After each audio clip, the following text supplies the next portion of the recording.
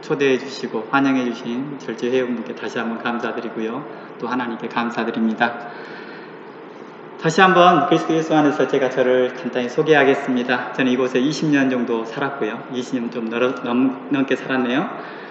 그리고 신학교를 2번이나 떨어졌어요. 그 정도로 학창시절에 그렇게 공부를 썩 잘하진 않았습니다. 이유가 제가 가지고 있는 그 난독증 때문에 그 난독증을 해결하지 못해서 오랫동안 힘들어했습니다. 다행히 하나님의 은혜로 제가 회복되었고 지금은 여러분들 앞에서 이렇게 목사가 되어서 여러분들 앞에 서 있습니다. 그동안 18년간 제가 하나님의 은혜로 이 오클랜드에서 여러 교회들을 협력하였습니다. 그러면서 성도들의 양육과 성장에 관련된 다양한 성경 강의를 하면서 교회들을 협력하였었고요. 특별히 교회를 설립하거나 교회를 분쟁이 있는 교회들이 있으면 그 교회에 가서 함께 협력했던 사역들을 많이 하였습니다. 그리고 부족하나마 신학교에서 약 3년간 신학을 좀 강의하였었고요. 그 다음에 2년 전에는 교회를 설립하여서 지금은 작은 목회를 하고 있습니다. 그동안 이곳에서 저는 6자녀를 낳았고요. 그리고 목사로 섬길 수 있었던 것들이 모두 하나님의 은혜이고 감사할 뿐입니다. 오늘도 주의 말씀과 복음을 위해 힘써 수고하시는 다른 귀한 목사님들과 비해 저는 부족함이 많지만 그리스도 예수 안에서 성령을 따라 증거하는 복음과 말씀이 그분들과 똑같을 것이라 믿고 여러분들 앞에 담대히 증거하겠습니다. 제가 좀 주섬주섬 준비할 게 있어서 여러분들에게 구합니다. 제가 눈이 별로 안 좋아져서요. 제가 컴퓨터를 통해서 많이 봐야 됩니다. 그래서 부탁드립니다. 저는 올해 2월부터요. 에베소서를 강의하고 있습니다. 그래서 오늘 설교는요. 에베소서를 신학적 기초로 하여서 말씀을 나누겠습니다.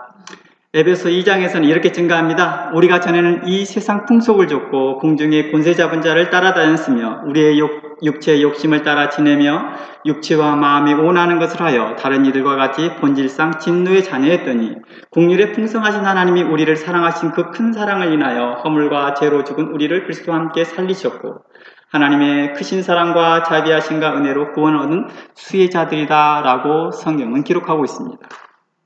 뿐만 아니라 에베소서는 증거하기를 우리가 그리스도 예수 안에서 함께 하늘에 앉힌 바 되었고 우리를 하나님의 자녀라 또는 빛의 자녀라는 칭해 주셨고 그에 합당한 권세를 주셨습니다. 이 모든 것이 하나님의 크신 은혜를 인하여 믿음으로 말미암은 구원의 증거입니다. 우리가 이 모든 증거를 가지고 있다는 것입니다. 이러한 큰 증거를 가진 우리가 또다시 뭘 하고 있느냐? 세상의 생각을 하고 육체의 생각을 하고 있다는 것입니다.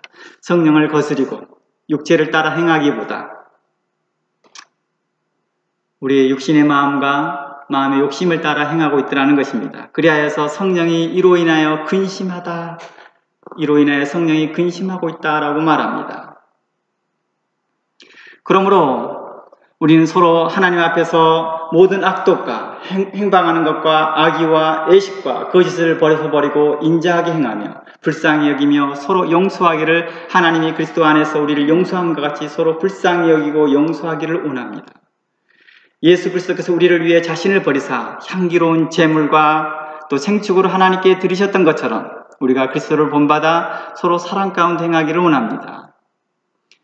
모든 악독과 악의를 버리고 형제를 사랑하는 데 희생과 봉사와 섬김이 있기를 원합니다. 이는 성도의 마땅한 바이며 하나님의 은혜를 받는 자로서 또한 하나님의 더 큰 은혜를 바라고 사모하는 자에게 합당한 태도입니다. 우리는 종종 하나님의 은혜라는 말을 자주 사용합니다.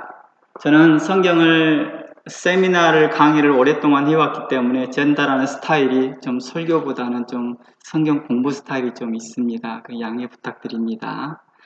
우리는 하나님의 은혜라는 말을 자주 사용합니다. 어떤 사람은 심지어 불법적으로 영주권을 취득하고 거짓으로 소득을 신고해 탈세하거나 또는 또한 이로 인해서 수익을 많이 하면서도 그건 하나님의 은혜로 영주권을 얻었고 하나님의 은혜로 사업을 운영하고 있다라고 말합니다.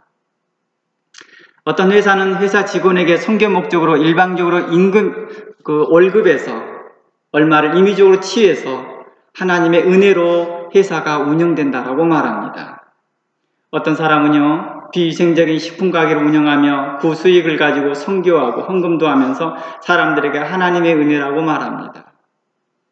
어떤 사람은 뉴질랜드에서 자녀의 수당을 받고 있으면서도 편법적으로 한국에서 자녀 수당을 이중적으로 받으면서 이걸 또한 하나님의 은혜라고 하면서 그 수익을 가지고 헌금을 하고 있습니다. 마치 자신들은 세상의 지혜로운 대로 살고 있다라고 생각했는지도 모르겠습니다. 어떤 사람들은 자녀들을 하나님의 사람으로 교훈하지 않으면서 어떤 사람은 신앙을 떠나 세상적으로 세상을 따라 잘 되어가는 것을 보고 부러워하며 그의 자녀들이 좋은 대학을 갔다 하더라, 그 자녀들이 무엇을 얻었다 하더라, 좋은 직장을 얻었다는 것을 부러워하며 이것을 또한 하나님의 은혜다라고 말합니다. 하나님께 복받았다라고 말합니다. 부모가 부모로서 합당하지 행하지 않으면서도, 부부가 서로 합당하지 행하지 않으면서도 우리는 그것을 다 하나님의 은혜라고 그 안에 감춰버리고 살아갑니다. 과연 이러한 것들을 하나님의 은혜라고 할 수 있을까? 아니, 이러한 사람들에게 하나님께서 은혜를 베풀어 주는 것이 하나님의 말씀이며 성경적인 것일까요?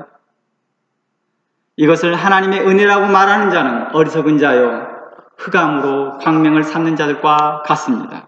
성경은 이렇게 말합니다. 이사야서 5장 10절 말씀에 악을 선하다 하며 선을 악하다 하며 흑암으로 광명을 삼으며 광명으로 흑암을 삼으며 쓴 것으로 단 것을 삼으며 단 것으로 쓴 것을 삼는 그들은 화 있을진지요. 스스로 지혜롭다 하며 스스로 명철하다 하는 그들은 화 있을진지요. 포도주를 마시기에 용감하며 독주를 빚기에 유력한 그들은 화 있을진지요. 그들은 뇌물로 인하여 악인을 의롭다 하고 의인에게서 그 의를 빼앗는도다. 이로 인하여 불꽃이 그루터기를 삼킬 것 같이 마른 풀이 불 속에서 떨어진 것 같이 그들의 뿌리가 썩겠고 꽃이 티끌처럼 날리니 그들이 만군의 여호와의 법을 버리며 이스라엘 거룩한 자의 말씀을 멸시하였느니라 라고 말합니다. 전에 난독이 있을 때 이렇게 글을 빨리 읽지는 못했어요. 근데 그나마 지금 사고 나서 이렇게 좀 그나마 이렇게 비틀비틀거리면서 읽고 있습니다. 제가 성경을 다독을 하면서 많이 좋아졌습니다. 그래서 여러분들의 자녀들에게도 성경 읽기를 권합니다. 난독이 너무나 심해서 제 2자하고 숫자 10하고 헷갈려요. 그래서 제 이름을 이귀행을 쓰는데 10귀행이라고 쓰기도 합니다. 좀 어법이 좀 이상하네요. 아무튼 그렇습니다. 잠언서의 말씀에 이런 말씀이 있습니다. 그러므로 내 마음으로 죄인의 형통을 부러워하지 말라. 항상 여호와를 경외하라. 그리하면 정령이 내 장래가 있고 내 소망이 끊어지지 않을 것이다 라고 말합니다. 우리는 왜 악인의 형통을 부러워합니까? 그것을 하나님의 은혜라고 말합니다. 그렇게 자랑하는 것을 자신도 본받아 가려고 합니다. 부러워한다는 것은 내가 그것을 본받고 싶다는 뜻이겠지요. 사도 바울은 이렇게 고백합니다. 고린도전서의 말씀에 나는 사도 중에 지극히 작은 자라. 내가 하나님의 교회를 핍박함으로 사도라 칭함을 받기에 감당치 못할 것이로다. 그러나 나의 나된 것은 하나님의 은혜로 된 것이니 내게 주신 그 은혜가 헛되지 아니하며 내가 모든 사도보다 더 많이 수고하였으나 내 것이 아니요 오직 나와 함께 하신 하나님의 은혜라고 말합니다. 사도 바울은 우리가 존경하는 대상이에요. 그는 다른 사도들에 비해서 더 수고하였으나 그는 이 모든 것이 하나님의 은혜라고 고백합니다. 그는 의를 행하고 의로운 행위를 하였고 의로운 삶을 살고도 이 모든 것을 하나님의 은혜라고 고백한 것입니다. 우리가 불법으로 살고 있으면서도 그것을 하나님의 은혜라고 말하는 것이 과연 합당할까요? 우리가 사도 바울의 수고만큼 한 사람은 없을 것입니다. 그러니 우리도 사도 바울이 주 앞에 겸손하던 것처럼 우리도 하나님 앞에 겸손해지기를 원합니다. 의를 행하기를 원합니다. 악의 형통을 부러워하지 말고 도리어 의로운 일을 부러워하고 사도 바울의 삶을 부러워하기를 원합니다. 욥의 삶을 부러워하기를 원합니다. 아브라함과 같이 믿음의 사람의 삶을 부러워하기를 원합니다. 특히 저는요, 같은 사역자로서 사도 바울이 부럽습니다. 수고를 넘치도록 하고 옥에 갇히기도 하고 더 많이 매를 맞기도 하고 수고도 하였고 여러 번 죽을 뻔하였고 유대인들에게 40에 하나 감한 매를 5번이나 맞으며 3번 태장으로 맞고 1번 돌로 맞고 3번 파선하였고 일주일에 깊음에서 지냈으며 여러 번 여행해서 강도의 위협을 받았습니다. 여러 번 굶고 춥고 헐벗었으며 이런 일들에 있어서 날마다 그의 삶 가운데서 고난이 있었으나 이 일에 고사하고도 날마다 그 속에 눌리는 것이 있었으니 하나님의 은혜로 교회가 잘 회복되어지고 건강히 나아가기를 바랬던 마음이었습니다. 우리는 어떠합니까? 우리는 무엇을 부러워하고 있습니까? 우리는 무엇을 가지고 하나님의 은혜라고 말합니까?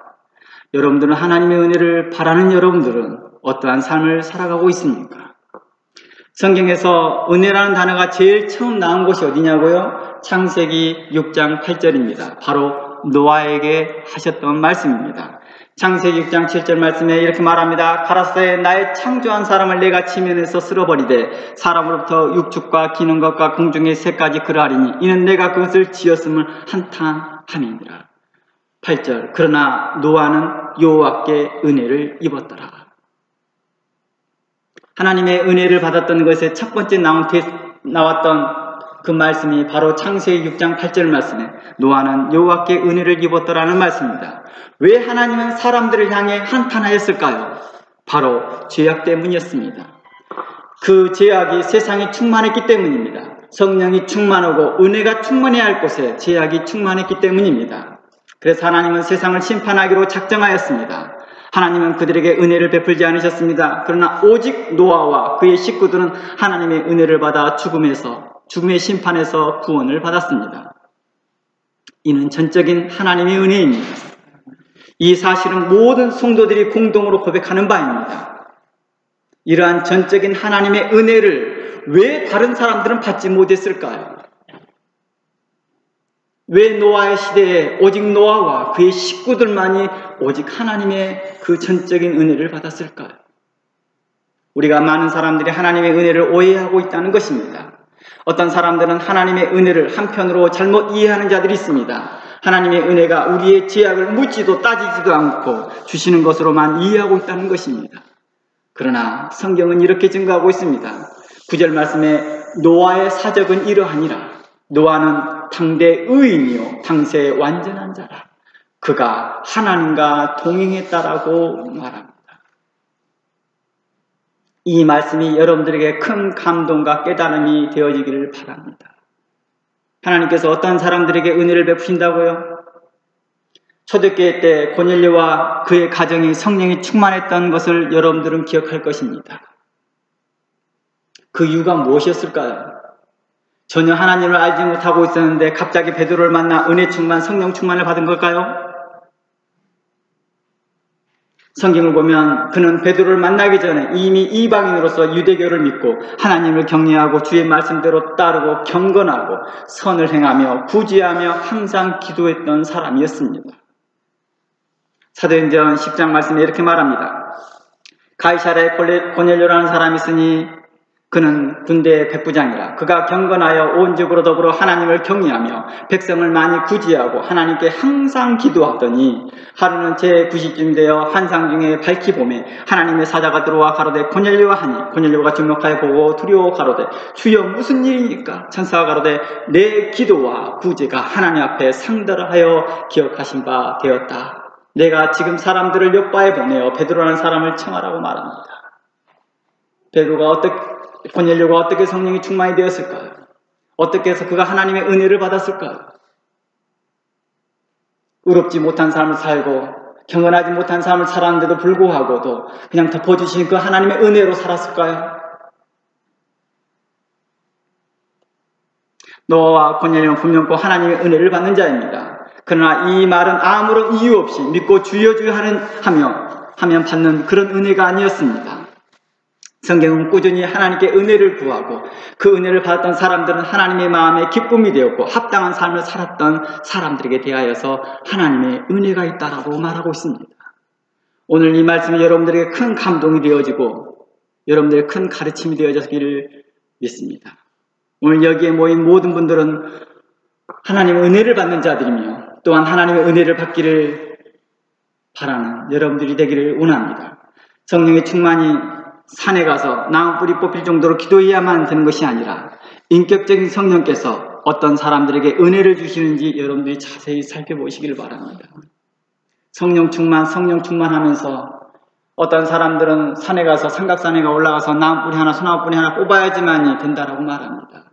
그러면서 그의 삶은 합당하지 않습니다. 교만하고 성도들에게서 교만함을 자랑하는 자들에게 대하여서 성경은 그들에게 이렇게 말합니다. 이는 성령의 충만함이 아니라 그는 거짓을 행하고 있다라고 말합니다. 너희들 중에서 기사를과 이적을 베푸는 자가 있느냐? 심지어 그들은 그러한 일도 행한다라고 말합니다. 여러분들 저를 봤을 때 기도를 많이 한 사람 같이 보입니까? 안 한 사람처럼 보입니까?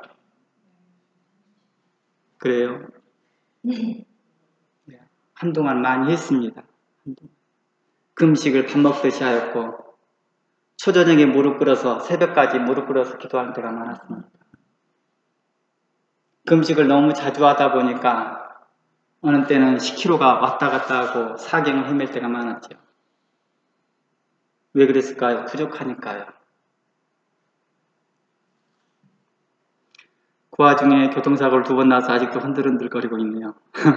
여러분들 양해 부탁드립니다. 제가 조금씩 이렇게 말이 새어나가는 것은 이렇게 지금 정신이 혼란스러워서 그런 것이 아니라 브레인이 안정을 못 찾아서 그런 것이니 양해 부탁드립니다. 혹시 제가 시간을 못 마치더라도 절제 여러분들께서 절제를 저한테 가르쳐 주시면 됩니다. 절제하라고. 여러분들은 절제 회원들이라 절제를 잘 하실 거라고 봅니다.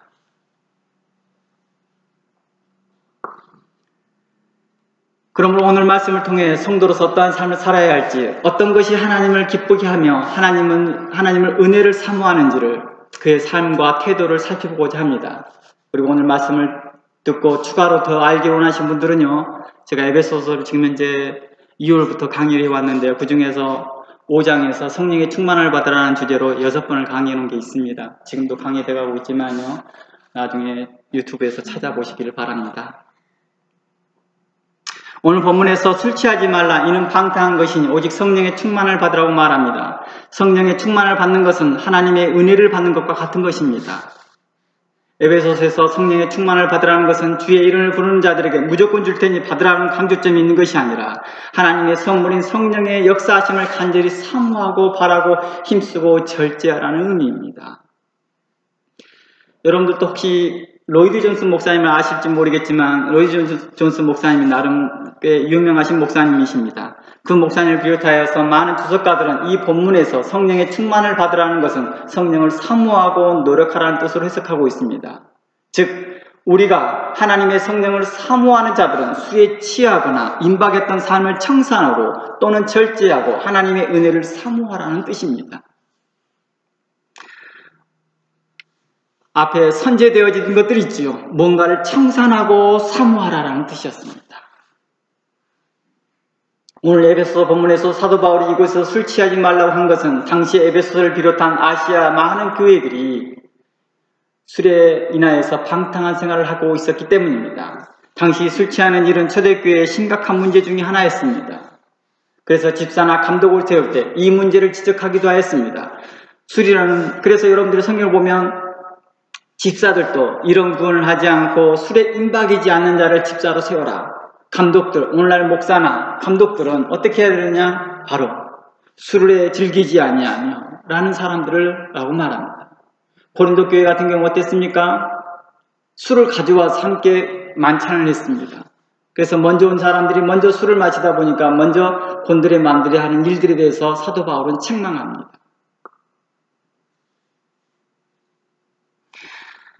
그래서 술이라는 자체를 금하기보다는 이 본문에서는 술 자체를 금한다는 의미보다는 술로 인해 파생된 것 때문에 술 취하지 말라고 했다는 것입니다.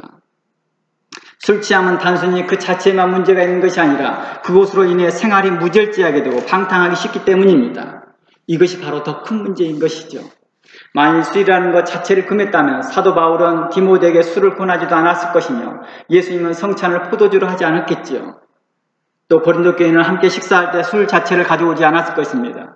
오늘 본문에서 사도 바울이 술에 대한 언급을 종합적으로 설명해 보면요, 에베소의 관점에서는 교회 안에서 술로 방탕한 자들이 있듯이 교회 중에서 성도라 하지만 성령을 따라 행하지 아니하고 마음의 욕심과 육체의 생각을 따라 사는 자들에게 대하여 하신 교훈이었다는 것입니다.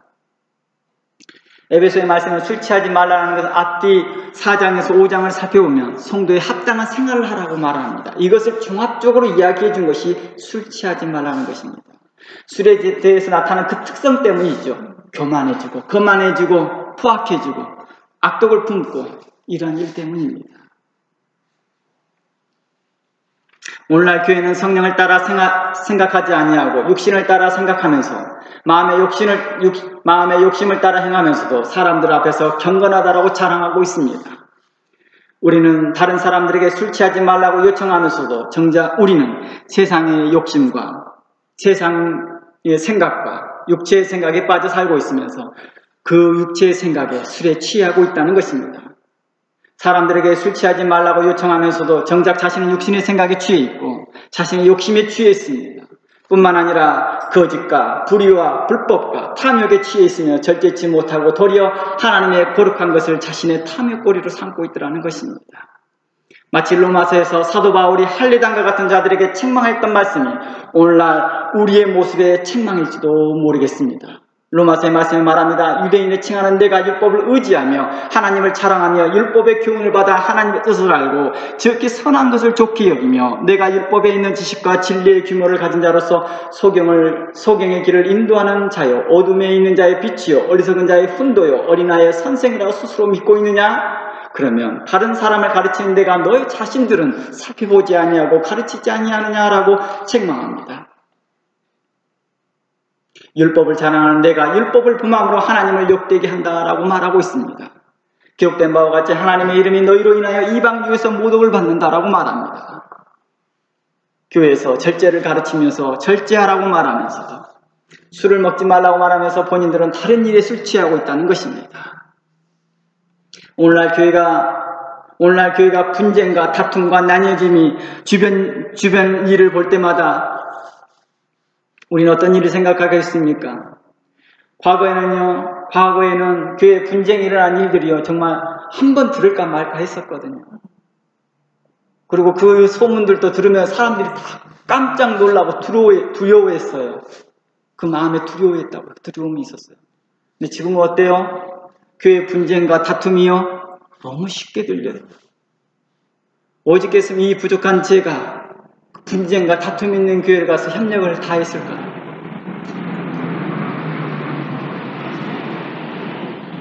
오늘날 교회가 분쟁과 다툼과 나뉘어짐이 주변 일 때문보다는 자체적인 경건의 문제라는 것입니다. 코로나 문제와 경제의 위기도 있었고 재난도 심지어 이단들은 더욱더 우리의 신앙을 어떻게 했습니까? 결속시켰습니다. 그러나 교회 자체의 경건과 거룩의 삶이 없는 것이 바로 오늘날 교회의 문제라는 것입니다. 불법과 탐욕과 음행과 쾌락과 교만과 거만과 대적하는 것과 배반과 사나운 것과 당짓는 것과 불순종하는 것과 형제간에 인자하게 행동하지 않으며 불쌍히 여기지 못하고 사랑하지 못하고 도리어 무정하고 온통함을 풀지 아니하고 고소하고 고발하고 사기치는 일들이 교회 안에 일어나고 있기 때문입니다. 오늘날 목회자들이 얼마나 수고가 많습니까? 성도들은요, 목회자 이 사람에 대해서 한 사람 험담하기 시작하면요, 목회자는 자신을 변호할 기회조차도 없습니다. 그리고 자신들끼리 떠들고 난 다음에 타고 터져 버립니다. 목회자는 어디 가서 하소연도 못합니다.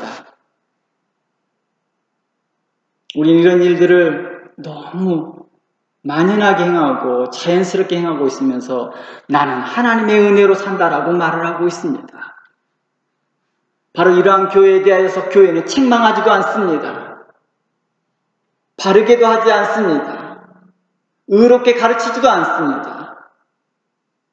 함께 찬양 부르고 함께 고백하고 있으면 함께 교회 출석하고 있으면 다 자신들이 하나님의 은혜 가운데 있다라고 생각하나 노아 때와 같이 하나님께서는 분명코 우리를 또다시 심판하실 거라고 말합니다.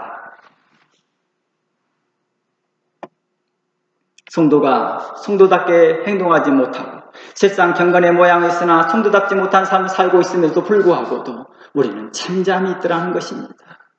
우리는 왜 그렇습니까? 호세아 말씀에 너희들에 대해서 파수꾼에 대해서 이렇게 말합니다. 너희가 만일 참장하면 그 핏값을 너희에게 대하여서 찾을 것이다. 입으로는 주여 주여 하지만 실상 거룩하지 못한 자들 때문입니다. 이러한 자들로 인해서 하나님의 성령이 근심하더라는 것입니다. 이러한 교회와 성도는 성령의 충만을 기대하기는 어렵다는 것입니다. 그러면서 우리는 뭐랍니까? 성령이 우리에게 임하여 주시옵소서. 청년들의 부흥을 바란다고요? 청소년들의 부흥을 바란다고요? 저는 이렇게 말합니다. 부모들이요, 당신들이 먼저 성령의 충만을 받으라.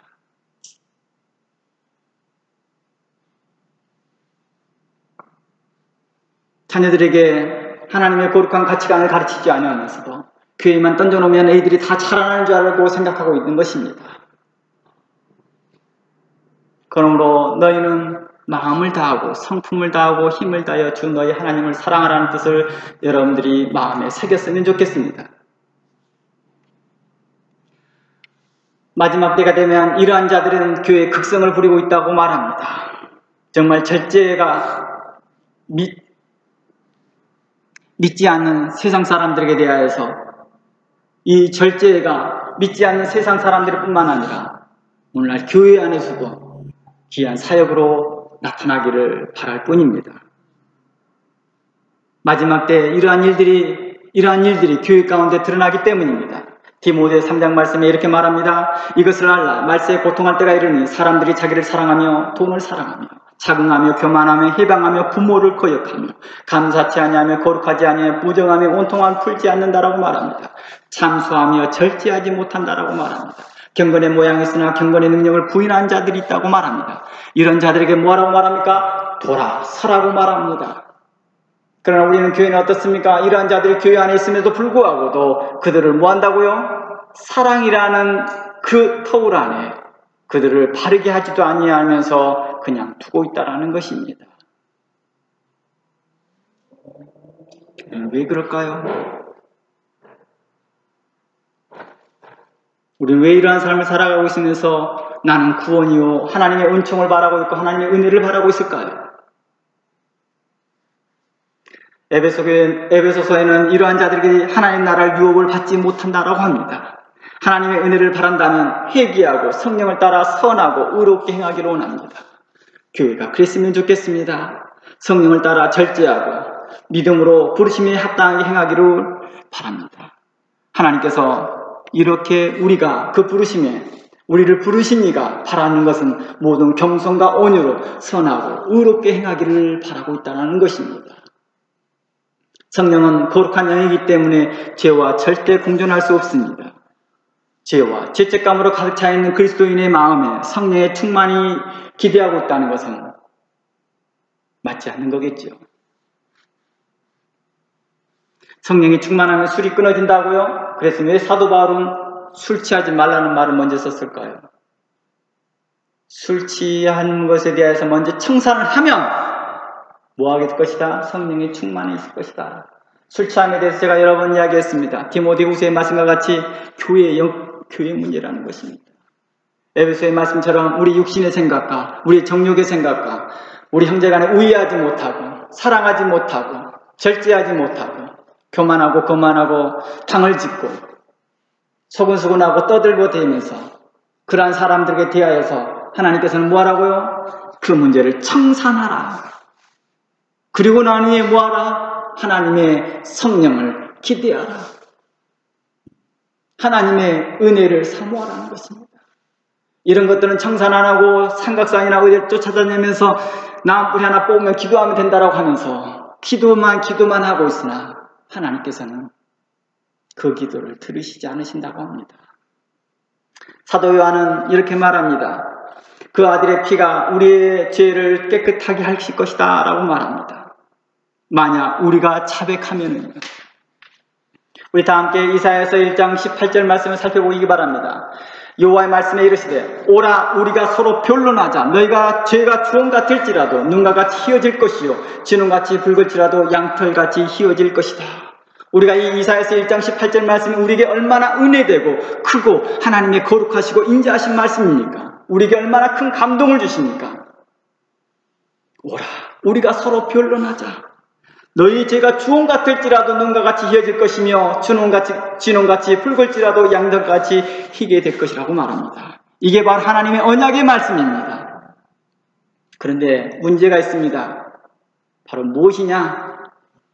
무슨 죄에 대한 것이냐는 거예요. 어떤 죄에 대해서 진홍같이 어떤 죄가 진홍 같으며 어떤 죄가 진홍 같다는 것인가? 어떤 죄인지도 모르고 그냥 용서받는 거예요. 그냥. 일반적으로 이 죄가 무슨 죄냐고 물어보면요, 많은 성도들이 당황합니다. 그리고 조금 신학적 지식이 있는 분들은 원죄, 자범죄 이야기하고 있습니다. 이사야 본문은요, 어떤 특정적이고 구체적인 죄를 분명코 지적하고 있는데도 불구하고도 우리는 문맥을 다 무시해버립니다. 이사야에서는 말한 죄는 묻지도 따지지 않는 모든 죄를 말한 것이 아니었습니다. 인식하지 못하는 죄에 대해서 용서해 준다고 하니 그 죄의 용서에 대한 감동이 적은 것이죠. 그렇지 않을까요? 자기가 무슨 죄를 용서받는지 모르니까 그냥 내가 용서받았나 보다 하고 그냥 감사하는 거예요. 그 감동이 적은 거죠. 누가복음 말씀에 여러분 잘 알 것입니다. 한 여인이 옵니다. 그 여인이 옥합을 깨트립니다. 그 여인에게 대하여서 이렇게 말합니다. 누가 더 많이 하나님의 사랑을 받겠느냐? 여러분들이 집에 가서 누가복음 7장을 말씀 봐보시기 바랍니다. 더 많이 탕감받는 사람이 하나님의 더 사랑을 받는다라고 말합니다. 자신의 문제를 자복하고 자신의 문제를 인식하고 있는 상태에서 자신이 그 문제가 용서함 받았을 때 할 때 그의 감동이 크겠지요. 세례요한은 자신에게 세례받으러 온 백성들에게 도리어 칭찬보다는 책망을 하였습니다. 세례요한은 그들이 무슨 죄에 대한 용서를 받는 것인지도 모르고 세례만 받으면 메시아를 영접할 수 있고 구원을 받을 수 있다고 생각하는 자들에게 책망합니다. 그는 이렇게 말합니다. 독사의 자식들아, 누가 너희를 가르쳐 장차할 진노를 피하라 하더냐? 그러므로 회개에 합당한 열매를 맺으라고 말합니다. 바로 이 말을 들었던 사람들이 말합니다. 우리가 그럼 무엇을 해야 됩니까? 우리가 그럼 무엇을 해야 됩니까? 구체적인 죄를 지적해 주기 시작합니다. 그냥 묻지도 따지지도 않는 그 죄를 무조건 용서할 때 세례받아. 그럼 구원받을 거야. 이렇게 말하지 않고 있더라는 것입니다. 군병들에게 더 이상 너희들이 이상한 것을 취하지 말라. 세리들은 늑탈하지 말라. 우리는 삭개오의 사건도 잘 알 것입니다. 오늘날 우리 교회가 분명코 회개할 것이 있습니다. 그런데도 우리는 그 죄의 문제를 알지 못하고 있다는 것입니다. 오늘 이사야 말씀에서 통하여서 우리가 어떤 죄를 가지고 있는지 한번 살펴보기를 원합니다. 성경은 그동안 이미 제가 여러 번 지적했습니다. 교회 안에서 거만하고 교만하고 거만한 이러한 태도들을 우리는 눈 감아주고 있더라는 것입니다. 회개는 죄로부터 불신앙의 삶으로부터 돌이키는 것이란다면 믿음은 예수 그리스도를 향해 달려가는 적극적인 방향전환이며 바로 하나님께 향하는 길이라는 것입니다. 하나님께서는 우리에게 이렇게 말합니다. 우리가 성경을 바라볼 때 가장 중요시 여겨야 될 것들이 뭐라고요? 문맥입니다.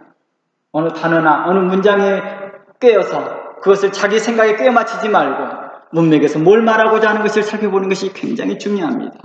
이사야서의 문맥에서 뭘 말하고 있습니까? 이사야서 여러분들이 본문을 나중에 찾아가 보시길 바랍니다. 1장 10절에서 31절까지의 말씀인데 제가 읽어드리겠습니다. 너희 소돔의 가문들아 여호와의 말씀을 들을지어다. 너희 고모라의 백성들아 우리 하나님의 법에 귀를 기울지어다. 나는 무수한 재물이 내게 무익하뇨. 수양의 번제와 살진 짐승의 기름에 배불렀고 나는 수송아지 어린 양의 수염소의 피를 기뻐하지 아니하옵니다. 헛된 재물을 가져오지 말라. 분양은 가정하니 여기는 바요 올삭과 안식일과 대회로 모이는 것도 그러하니라 라고 말합니다. 너희가 몰삭과 정한 절기를 내게 오니 내가 이것이 싫어하는 바 되어 내게 무거운 짐이라. 너희가 손을 펼 때 눈을 가리우고 너희가 많이 기도할지라도 듣지 않겠다라고 말합니다. 성수주의를 성수주의라면서 주일날 지키려고 예를 쓰고 있습니다. 그러나 하나님께서는 그 성회로 모이는 걸 기뻐하지 않는데요. 기도하는 걸 하나님께서 우리에게 요구하면서도 그 기도를 하나님께 기뻐하지 않으신대요. 하나님께 드려지는 예물을 하나님께 기뻐하시면서도 그 재물을 가져오는 사람들에 대해서 기뻐하지 않는데요. 이유가 뭐였습니까? 바로 그 이유를 이렇게 설명합니다. 성경에서는요.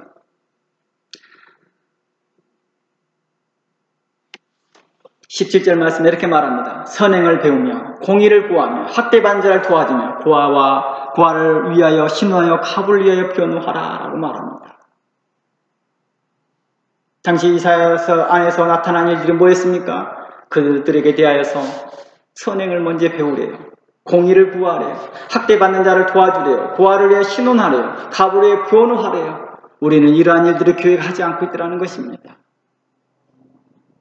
그래서 16절에 너희는 스스로 씻으며 스스로 깨끗이 하여 내 목전에서 너희 악업을 버리고 악행을 그치라. 선행을 배우라. 공의를 구하라. 학대받는 자를 도와주며 고아를 위하여 신원하며 가부를 위하여서 변호하라고 말합니다. 여호와께서 말씀하실 때 오라 우리가 서로 변론하자. 변론이라는 게 뭐예요? 서로 이야기 좀 해보자. 하나님과 한번 이야기해보자는 거예요. 이야기해보자. 너희 죄가 만약에 그러한 부분들이 고백하고 청산할 마음들이 있다 한다면 내가 그것을 용서해 줄게. 너희가 마음을 돌이켜서 마음을 회개한다면 내가 그 죄를 어떠한 죄라도 용서해 줄게라고 하는 말씀이었다는 것입니다. 스스로 씻으라는 것은 뭐예요? 스스로 깨끗이 하라는 것은 뭐예요? 이를 떠나라는 것이죠. 청산하라는 뜻이겠죠.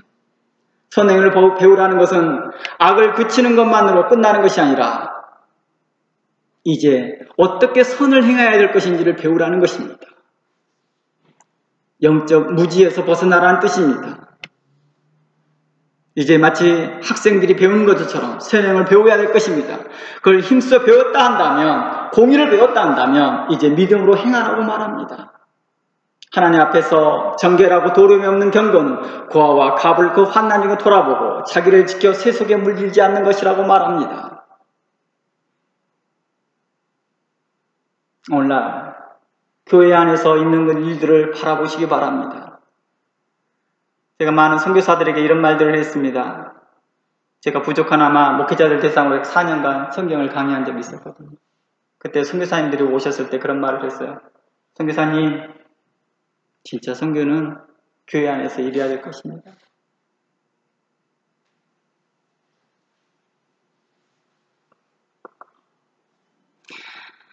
하나님 앞에서 경건은 단순히 회개와 함께 공의를 행하는 것이고 세속에 물들지 않는 것입니다. 성경은 이르기를 주의 말씀을 거스리고 자기를 사랑하고 경건의 모양을 있으나 경건의 능력을 부인하고 하나님 사랑이보다 대신 쾌락과 자기를 사랑하는 자들을, 돈을 사랑하며 착용하며 교만하며 해방하며 부모를 거역하는 자들을, 또한 감사치 아니한 자들에게서 돌아서라고 말합니다.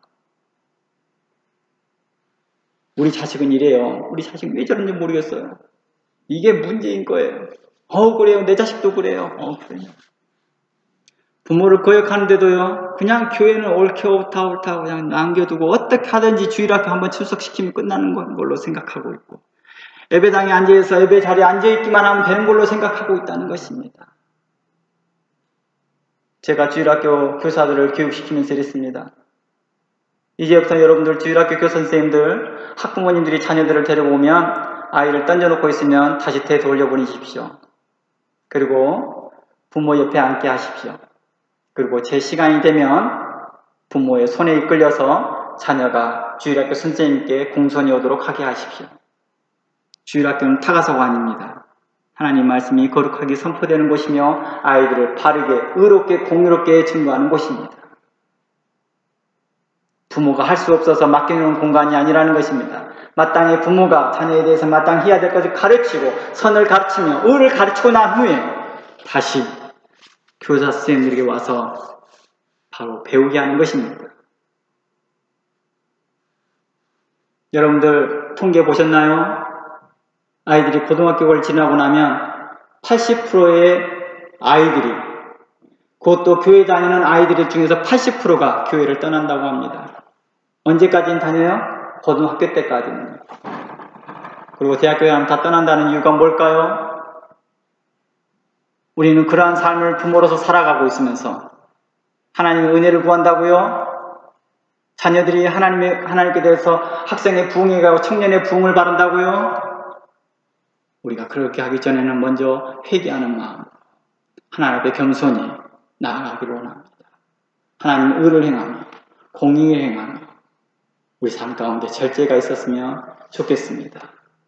하나님께서 이렇게 말합니다. 의와 공평을 행하는 것은 제사 드리는 것보다 여호와께서 더 기쁘게 여기십니다. 그러나 내가 거기서 내 하나님 여호와를 구하게 되면 만일 마음을 다하고 성품을 다하여 그를 구하면 하나님을 만날 것이다 말합니다. 우리가 마음을 다하고 성품을 다하고 힘을 다하여 하나님의 성령을 사모하고 하나님의 은혜를 사모한다. 거기에 합당한 성도의 삶이 우리 가운데 있었으면 좋겠습니다. 다 함께 기도합니다. 하나님 고맙습니다. 부족한 저를 통하여서 말씀을 증거케 하심을 감사합니다. 주의 선 말씀이 우리 가운데 의롭게 선하게 받아지게 하시고 성령의 감동하심으로 깨달아지게 해 주시옵소서. 오늘도 우리와 함께 하신 하나님께 감사드리며 예수 그리스도 이름으로 기도합니다. 아멘. 감사합니다.